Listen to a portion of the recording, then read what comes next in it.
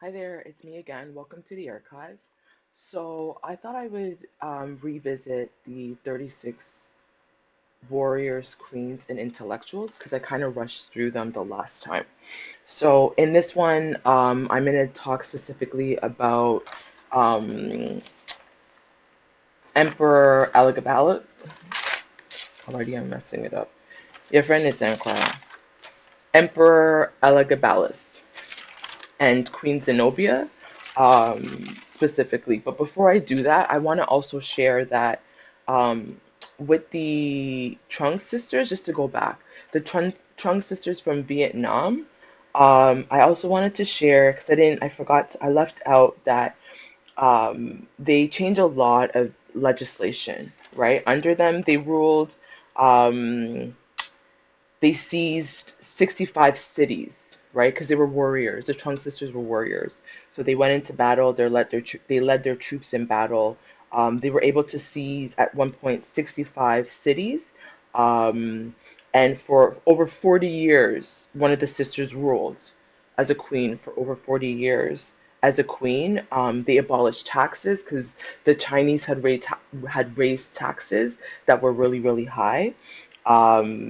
So it says they favor trade. They try to restore the native culture. So those were some of the things that the Trunk sisters did, right? They changed legislation to control marriage. That was well ordered. Um, so, and then remember I brought up Emperor Elagabalus. So basically, Emperor Elagabalus, it starts with Julia Maeza, Julia Mameo, and Julia Domina. Um, he, I'm not sure again, I don't know what pronouns to use for Emperor Elagabalus because it sounds like this was probably one of the first trans emperors.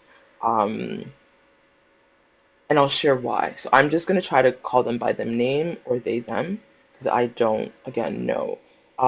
The narrator of the series. Oh, yeah, sorry. I just wanted, before I get, did I say hi, welcome to the archives? Sorry, I don't know if I did that. Thank you to whoever left a comment saying that I need, uh, what did I need? I need a mic and better lighting and just something background. I appreciate you. Thank you for that.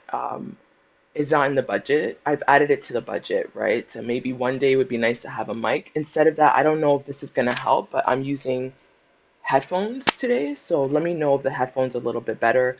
The lighting, I'm just using a lamp. My lamp usually goes here. I just move it over here to kind of help with the lighting, but I hear you. Thank you for sharing that feedback. I really appreciate it. Um, so that was off topic. So let's go back to Emperor Elagabalus.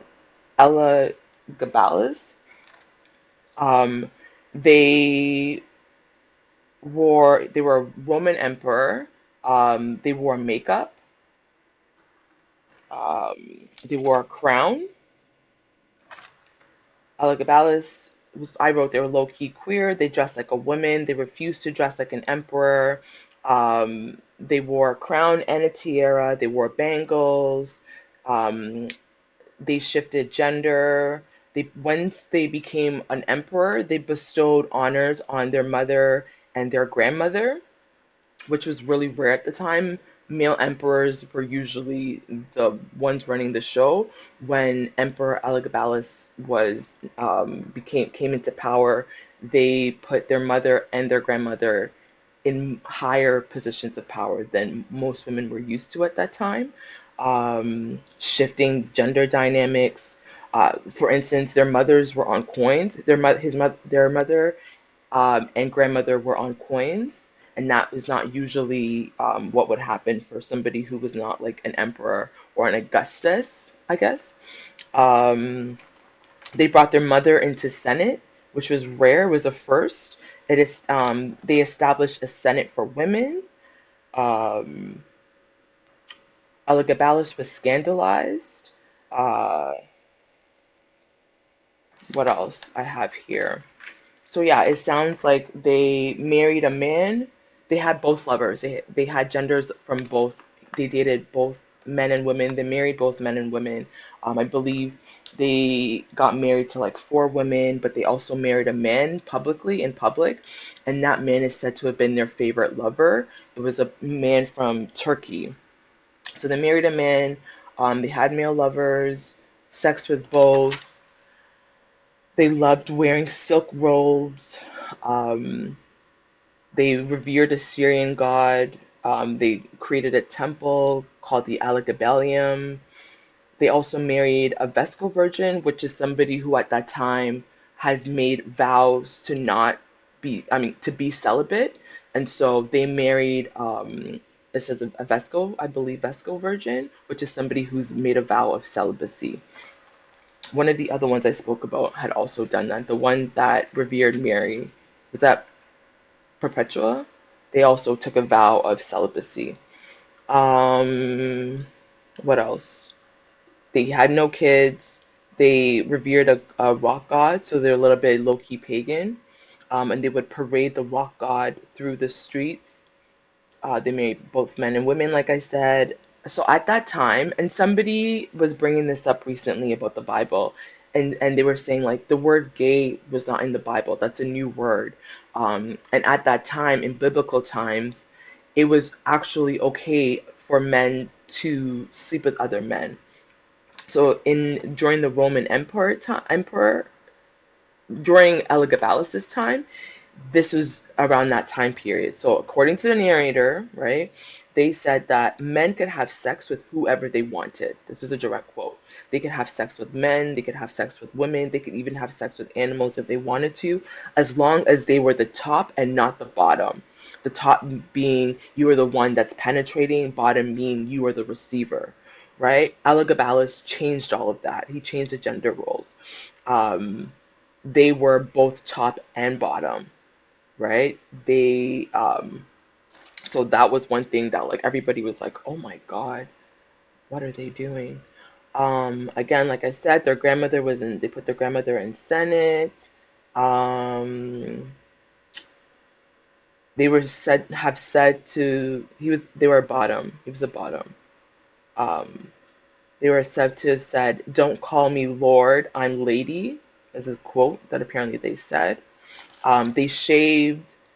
They wore makeup. They wore gold crowns, like I said. That made him look like a woman. This was based on this is what the narrator said. The goddess Venus was an inspiration. Goddess Venus inspired them. So the narrator said they were probably trans because they were castrated. So they had bottom surgery, actually. And they wanted female genitalia. They were unwilling to adhere to gender roles. They had a lot of sex, very promiscuous, Elagabalus. Elagabalus wore wigs, and it also says that they prostituted themselves. They would stand outside naked. I don't know if it was a brothel, but basically, Elagabalus collected money for sexual favors, and they were able to only rule for 2 years because uh, their mother and grandmother was like, no, you are just ruining our family name. So it says that his grandmother replaced him with his cousin Alexander Severus. So that was Emperor Elagabalus. I don't know if I'm saying it properly, but that is one of, like, I would assume one of the first documented